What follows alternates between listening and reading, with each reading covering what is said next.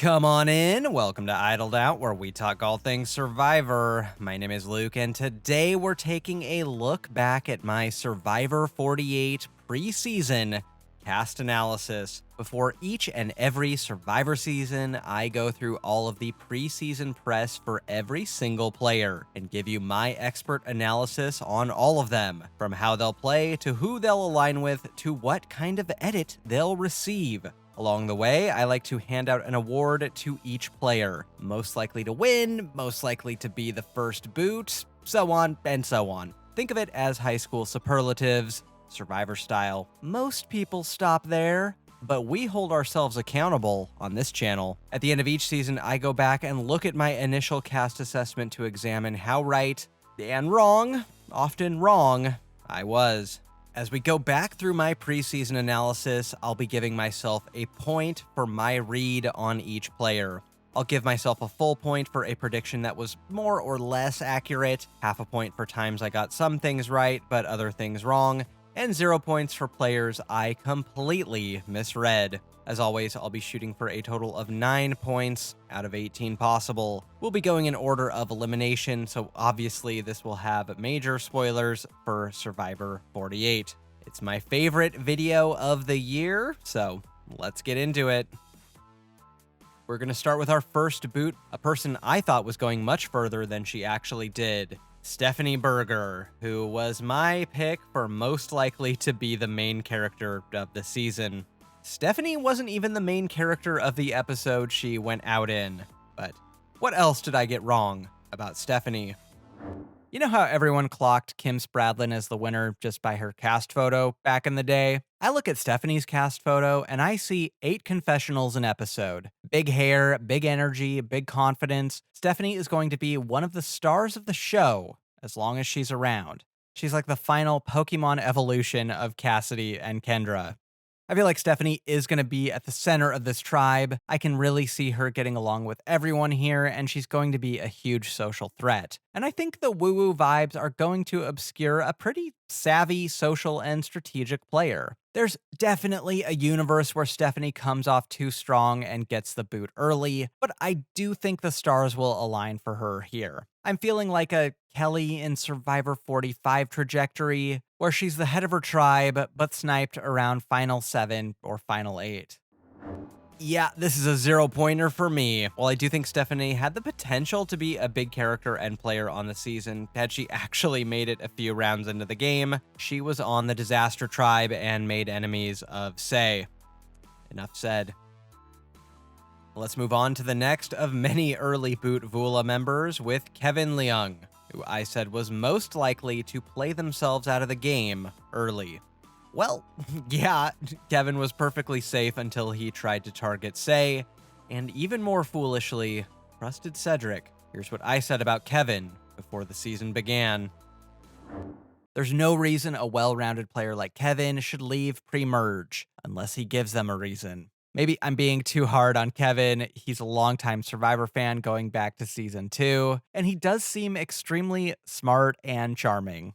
He also wants to play up this sort of ditzy, airheaded character while secretly being a conniving strategist who's up all night hunting for idols. I'm just not sure he has the finesse to pull this sort of game off. I really feel like he'll be very transparent in his scheming, and his tribe mates will see right through it once they compare notes. Kevin's best trajectory is probably as a Caleb-style underdog who is just too likable for his own good and who eventually gets got early merge, but I think he'll probably be one of the first few out from this tribe. Pre-merger who thinks he's running the show right up until that last Kevin vote is red. This is going to be an easy full point for me. While I envisioned Kevin's overplaying as more needless than it actually was, I think his plan to target Sai and remove her idol was actually the right move for this tribe's overall success. He still completely overplayed his way from a safe position in the game to an early trip to Ponderosa. Not the first Vula to leave, but the first of many players to get Cedrik'd. Next, let's go to our third Vula in a row, Justin Pioppi, who I said was most likely to speak in puns. Justin loves pizza, but does he love it so much he's making it his entire Survivor persona? Well, kinda, but not really. Here's what I said pre-season about Justin Pepperoni. Someone told this man to bring up pizza every chance he possibly could, and by God, he listened. All roads lead back to pizza with Justin. We're going to get at least 3 separate tribal council pizza-related analogies. Justin's clearly a sweet guy, but will his game be an artisanal wood-fired pizza or a store-brand pie straight out of the frozen aisle at Safeway? I'm actually a lot higher on Justin's chances than I thought I would be at first glance. Justin lives his life with loyalty. He left school to help his family business, and he talks about how he has never even cheated on his barber. I think the hair and the Boston accent and the pizza t-shirt will really help to lower his threat level, and I could see him in like a really low-key but steady alliance with another laid-back player like Cedrek. I think Justin is going to be a very unassuming player. He will last long enough to roast that post-merge pizza reward. The only thing I really got that wrong was that Justin would last a long time. He played the game I thought he would, with the guy I thought he would. He just had a real bad run-in with a game of Yahtzee. I do think all of that is enough to bump me up to half-point territory, even if Justin wasn't busting out as many pizza analogies as I'd hoped. Consider that half-point a tip. Let's move on to Thomas Krottinger, who I said was most likely to be the first boot. Not the first boot of the season, but the first boot of his tribe and the first boot of the post-swap. And looking at how the rest of the season shook out, I sure wish he'd lasted a whole lot longer. Here's why I thought Thomas was not long for the game. I really want to be wrong. Thomas is a huge Survivor fan and is insanely likable, but I just think he's really gotten a raw deal on the tribe he is on. No matter how he plays, he just looks like he'll be a Survivor snake, which is how he wants to play. Thomas is in one of the most competitive industries in the world, and he wants to bring that cutthroat energy to his Survivor game. Thomas says he's going to have trouble with the jury precisely because he's able to connect with people so well, but he will also have no trouble stabbing them in the back to get further in the game. All that, and he's got a mustache? The most sinister form of facial hair? I really hope I'm wrong, but I really just cannot see Thomas beating the sneaky superfan allegations. He's hysterical and charming, and I think he has great villain potential. I just unfortunately feel like he'll be a little bit too slow to warm up to this tribe, and I don't think he has a lot of alliance options on a tribe I'm expecting to be more physically oriented than the other two. I hope in 3 months I'm laughing at how wrong I was on this, but I'm not feeling a long stay on Survivor 48 for Thomas. I'm going to give myself half a point here. Thomas was very well connected on Logi and was not wanting for allies at all, but his sneaky overplaying tendencies were already getting clocked by others really early on. Nevertheless, Thomas was the villain we needed this season. I'm bummed I was basically right about him, and it's a shame he didn't make the merge. Next, let's look at my very first pre-merge winner pick ever, Bianca Roses. She was a high-risk, high-reward pick. I swung for the fences and struck out. Here's why I thought Bianca was going to win Survivor 48. What I like about her is that she's really in tune with herself and has a strong aura of positivity. That will be Bianca's strength in Survivor 48, her social game. I could see her and Shauhin as a sneaky little duo, like a non-toxic Shannon Ricard. I also see Thomas as a potential ally for her, which I would love to see. Of anyone on this tribe, Bianca's been a Survivor fan the longest. Her original screen name back in the day was Survivor Freak 815, and Bianca's reached a level of super fandom not even I've achieved, and I can sum it up in 4 words. Boston Rob Sex Dreams. Dreams. Multiple. Look, I know I'm sticking my neck out on this one, but I think even if she is a target early on, which almost seems inevitable, honestly, she will be able to shift that target elsewhere, especially if she chooses her allies well. Bianca will have a solid but under-the-radar social and strategic presence. She just needs that ride or die. You're not dreaming. Bianca is my pick to win Survivor 48. I heard Boston Rob's sex dreams and I went all in. I do think Bianca actually was a pretty decent player who just got dealt a really bad hand with a swap, a lost vote, and being in proximity to Cedrek, which, as we've learned, is always a death knell. Still, my winner pick went out in freaking 5th place. 0 points. Let's move on to our Murgatory victim, Charity Nelms, who I said was most likely to blindside her allies. Well, you gotta have allies before you can blindside them, and you've gotta survive more than one tribal council, too. I envisioned Charity as a ruthless Genevieve-style player, and I think that's how she envisioned herself, too. Here's why we were both wrong. She does not want to play it safe on Survivor. She wants every advantage, and she wants everyone in her pocket. And normally, this would just be red flag after red flag for her game, but I really feel like Charity could actually pull off this sort of scheming gameplay. She's physically strong and seems very relatable and easy to talk to, which will really help hide the devious side of her game. I do think Charity will lean more towards aligning with the women on her tribe. I could see her and Chrissy linking up, even though it doesn't sound like Chrissy likes her preseason. I think Charity will naturally draw a lot of people towards her, but she will also have no qualms stabbing them in the back if it advances her game. And I could see her playing a sort of mercenary, cold-blooded Genevieve-style game. Charity will make the jury and a few enemies along the way, but will stop short of having her collection plate filled at Final Tribal Council. Charity just really struggled to ever get a handle on the social dynamics of her tribe, and she was ejected at Murgatory precisely because she was disposable to everyone on the season. Not exactly the Genevieve 2.0 I was thinking of. In fact, the unanimous Murgatory boot is more Rome-coded than Genevieve. No matter how charitable I'm feeling, I just can't give myself any points for Charity. Next, let's look at Sai Hughley, who I said was most likely to cause chaos. Sai was chaos incarnate. It's actually hard to imagine a more tumultuous start to the game than the players of Vula had, and it's all thanks to Sai. How did I know Sai was going to be the chaos this season so desperately needed? Sai has this big, bubbly energy, but also this impulsive and vengeance-seeking side of her as a player that I think, well, it'll take her very far as the head of this tribe or send her out the door very early. I'm kind of feeling like Abby Maria vibes, maybe Sugar. She's got this big smile, great laugh, and then she's recounting a grudge she had with a teacher from 10 years ago. I'd hate to be her RC. Sai is definitely a more casual fan of Survivor, which is fine.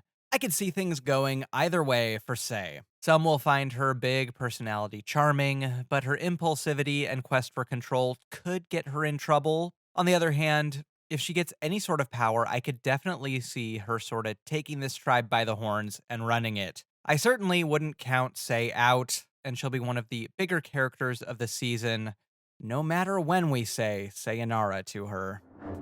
Even though I was leaning earlier boot, I'm still going full point. We really didn't know how good we had things with Sai around, did we? If anything, I undersold how chaotic she would be. Sai brought personality, fun, and yes, chaos to this season, and it really took a nosedive in entertainment value without her around to stir the pot. And no jury was just salt in the wound. It sucked to lose Sai.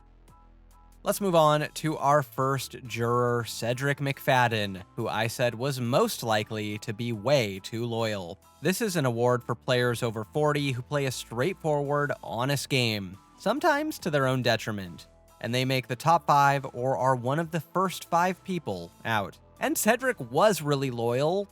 Cedrek played one of the strangest games we've seen in years. Long after we're all dead, Survivor scholars will be studying his bizarre gameplay. Here's what I said about Cedrek before the season. No doubt that Cedrek is one of the most accomplished people on this cast. Board-certified surgeon, lots of media appearances, family man. Cedrek has a lot going on. Does he need Survivor? Does he have the fire in his belly to win? I don't know. I think Cedrek is going to have a great social game by just being himself. In his line of work, he's got to make very uncomfortable people very comfortable with him quickly. He kind of reminds me of a younger Joe Del Campo in that way. He just exudes a warmth and kindness that I think is going to make him a popular player on his tribe. Cedrek is going to be a prime alliance mate for savvier strategic players. He really feels like the perfect mix of sincerity and loyalty that you want in a partner. But if he chooses his allies wrong, he could be caught in that pre-merge crossfire. I don't want to poo-poo his game too much, but overall I am kind of feeling an earlier boot for Cedrek. But if he makes it out of this tribe, he's probably in it for the long haul. Cedrek was not one of the first or last 5 out, but otherwise I think I had Cedrek pretty much pegged. Despite his proclivity towards writing down as many names as possible, at the core of Cedrek's game was the desire to be the +1 in a tight alliance. First with Justin, then with Sai. Full point, I guess? I don't know, man. Wildest loyalty game ever. Let's move on to the first of many players who tried and failed to stop the Joe steamroll with Chrissy Sarnowsky, who I said was most likely to be the fan favorite. Yeah, if they gave her any content, Chrissy wasn't the fan favorite because she wasn't on screen often, but here's why I thought Chrissy would steal America's heart. Start the prayer circle now. Chrissy must be protected. She's strong, she's fun, and she wants to shove all those puzzle practicing Survivor nerds into a locker. We need Chrissy in the final 5. This is a woman who specifically put south side of Chicago as her hometown. I think with Chrissy, what you see is what you get, which is going to be a boon to her game. She's blunt, she's no nonsense, and you'll always know where you stand with her. And smart players will realize that even if she's not on your side, having an enemy where you know where you stand with them is better than having an ally with questionable loyalties. There's unfortunately always a risk the oldest woman goes first, but there are a lot of gamers on this tribe who would be very wise to scoop Chrissy up. Because of her minimal edit, she wasn't the favorite of the fans, and because of her inelegantly delivered Tribal Council callout against Joe, she was not the favorite of her fellow players either. So I don't really think I can give myself any points for Chrissy. However, I do gotta give her props for calling out the strong 5 though. I just wish anyone had listened. Next, let's stand up for the guy I was most excited to watch play. David Kinne, who I said was most likely to be the merge boot. David wasn't the merge boot, but he was pretty close. Here's what I said preseason about our favorite milkman. David has some of that good old-fashioned One World era recruit energy, which is oddly refreshing in the new era. He's not super familiar with the show and didn't even know Jeff's last name when he was in the casting process. David's plan coming into the game is to just lean into the challenged beast side of things and count on his charm to bail him out when he's in trouble. He seems very confident in his social game. And it'll work?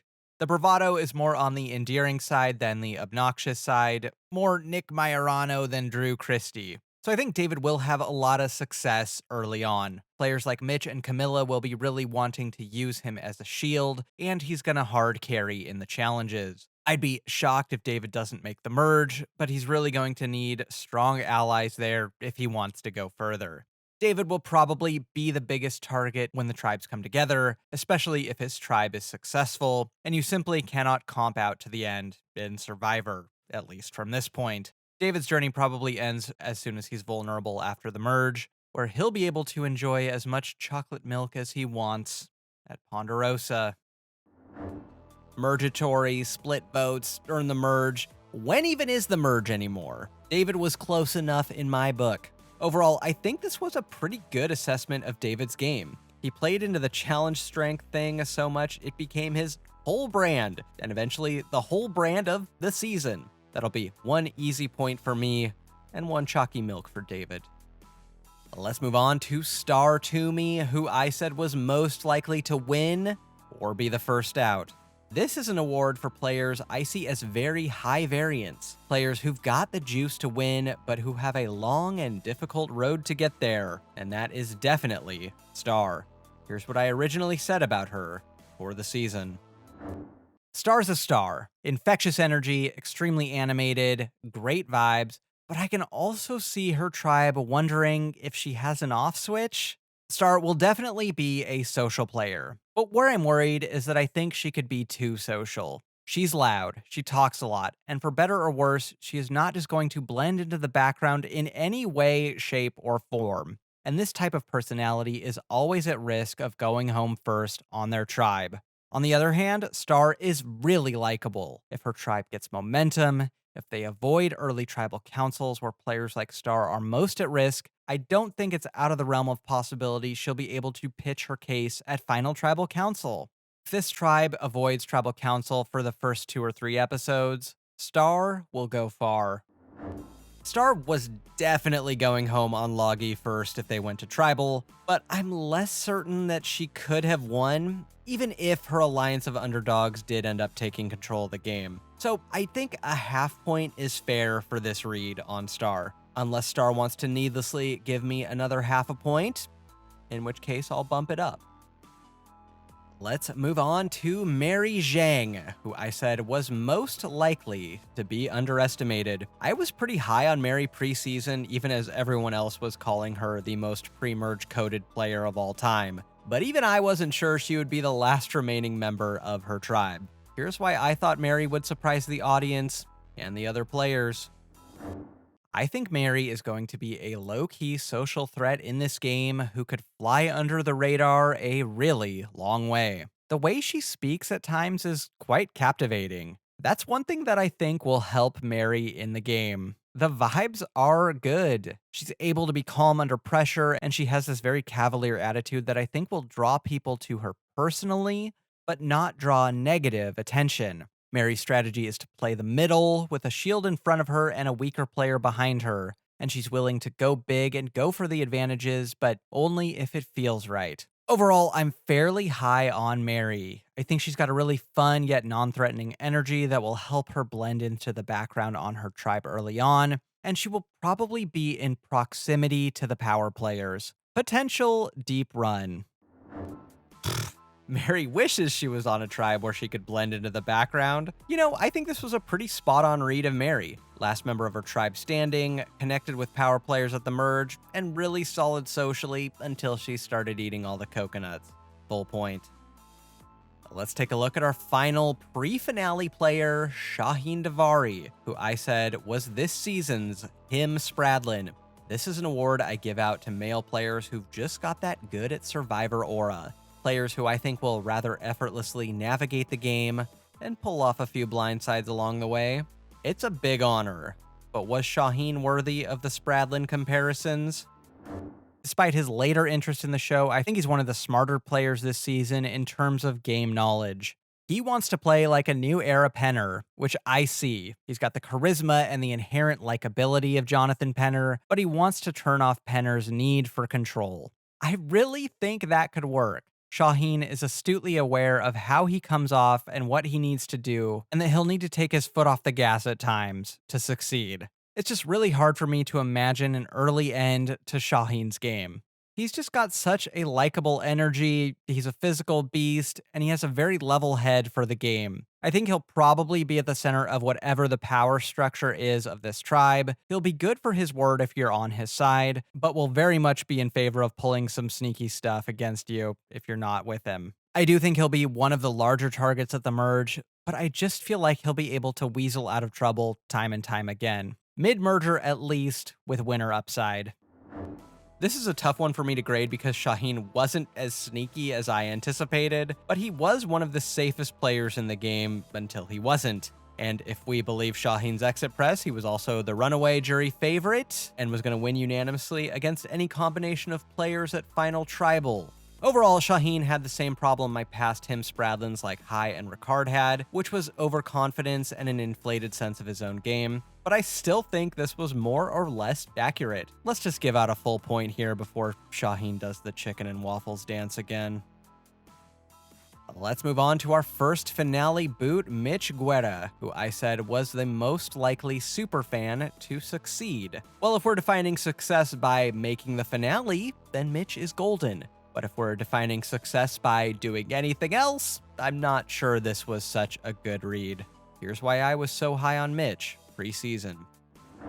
Mitch is perhaps the biggest superfan of the season, guy who applied for 10 years before getting on the show. And I really like that he has a foundational understanding of the game and the life experience necessary for a Survivor diehard to succeed. Coming into the game, I think Mitch is better equipped than your average superfan. No shade to new era superfans of years past, but Mitch is coming in very fit as a marathon runner. But above all else, what makes me so high on Mitch is that he understands that Survivor is a game of relationships. It sounds to me like Mitch wants to play a bit of the Omer, man behind the curtain style game. He wants to be very open about his personal struggles as a way to build trust. He wants to find a tight alliance of big personalities to hide behind, and he wants allies with advantages that he can control. Overall, this is not a tribe I'm expecting to see tribal that often, and I don't think Mitch is going to be one of the players on the chopping block at the beginning. Expect Mitch to puppet master his way deep into the merge. Mitch. Remember how Omer made moves to have win equity? Mitch was less puppet mastering his way deep into the merge and more sleepwalking his way deep into the merge. So I'm going to go with the same amount of points that I suspect Mitch's gameplay would have been awarded with at Final Tribal. 0. Next, let's look at our final four fire-making loser, Kamilla Karthigesu, who I said was most likely to be someone's sidekick. While her and Kyle operated as a duo the whole season, Kyle was definitely more in the driver's seat for most of the game. How did I know Kamilla would be the Survivor +1? I'll be honest with you, I think Kamilla has pretty strong first boot energy, but if she can overcome the obvious early hurdles to her game, I think she has the potential to go far as someone's +1.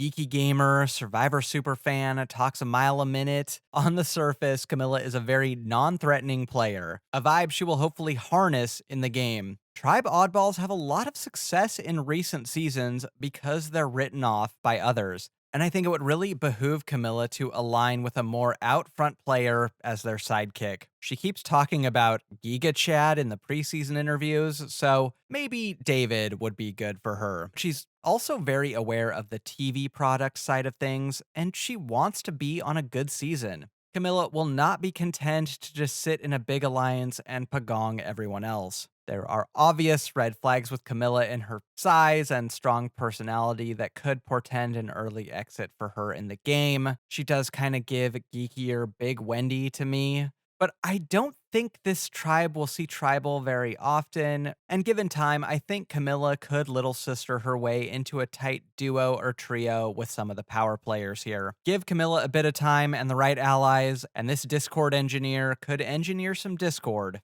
in the game. I think this is worth a full point. While I hesitantly thought Kamilla could be pre-merge, she basically played the little sister game I thought she would right up until the end, and her and Kyle were easily the duo of the season. Rough about that whole being on a good season thing, though. Let's move on to our surprising final tribal third placer, Joe Hunter, who I said was most likely to be the tribe leader. I saw Joe as like a Terry Dietz figure, a guy who punched his ticket to the merge the moment he was cast, was gonna lead his tribe to early victories, then go down with the ship when the numbers turned against him. Only the numbers really never did turn against him. Here's why I thought that. Even though he's been running the tapes on the new era, Joe kind of feels to me like a bit of a casting throwback. He's huge, he's likable, he's a natural leader, and these are all things he cannot turn off. I just don't see the game savvy of a Dom or Jeremy in Second Chances that will get him out of trouble when the numbers inevitably turn against him post-merge. I say post-merge because Joe will probably have no problems in the pre-merge. I definitely see him and Shauhin as a duo, or him and Eva. Joe would go far in this game 9 times out of 10. But this, in particular, is a tribe tailor-made for a guy like him. Joe will take his alliance to the merge, he'll be the tribe dad, shrewder players will hide behind him, and he'll be one of the first casualties when the numbers come against his group. Joe will make the merge, where he will watch the rest of his allies like a proud dad from the jury bench. I'm really tempted to go full point here because I think I really did predict both the essence of Joe's game and even the people he was going to ally with. But I'll go half a point because I very strongly believe Joe was going to be an early merge casualty and not running the game Godfather style. Next, let's move on to our second placer, Eva Erickson, who I said was going to be the, oh yeah, she's a threat, first finale boot. You know this type of player, slightly under-edited, but a genuine threat to win on the island. They go home early in the finale. Was that Eva? Not really in any respect, but I did get some other things right. Here's what I said preseason.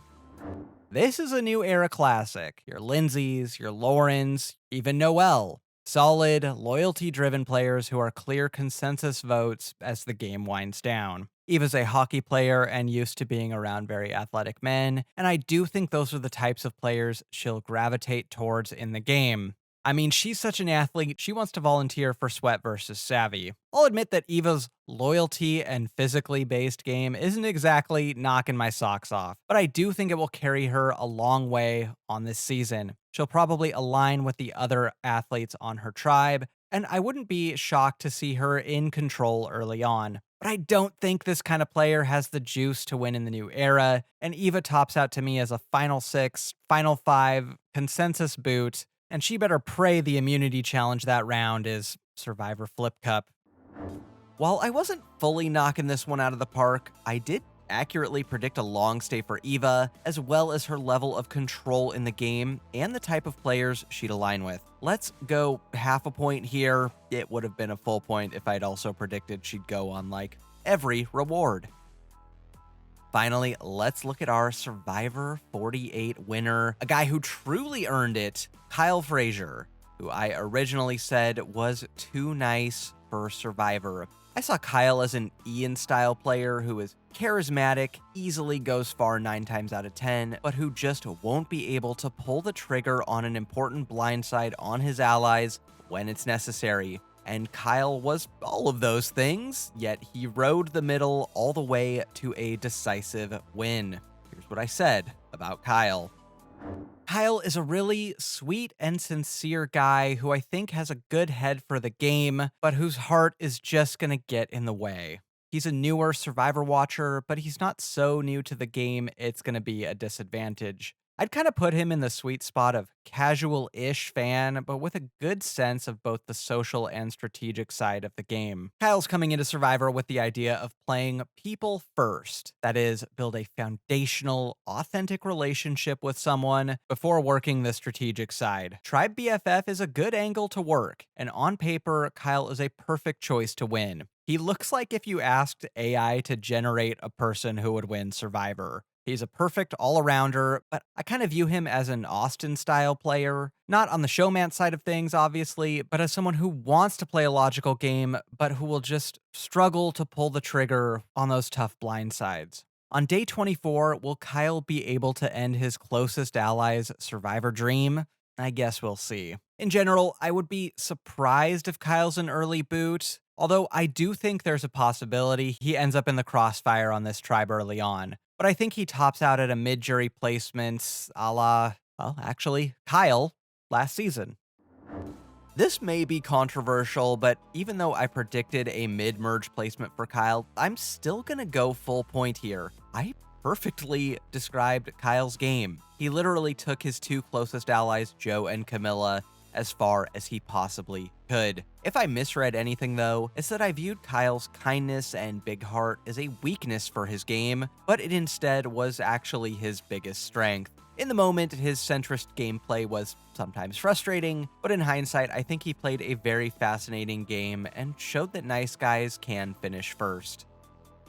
Alright, I have tallied up the points, and I have 10.5 points out of 18 possible, meaning I have earned my redemption from coming up short last season. I think my most accurate reads were on Kevin, Sai, and Kyle, and my least accurate reads were on Stephanie, Charity, and Mitch. Overall, I found this a rather tough season to judge, given Vula's early game decimation ensured we didn't get to see pre-merge dynamics of the other tribes play out at Tribal, and then the dominance of a single alliance post-merge similarly made some of these rather difficult to score.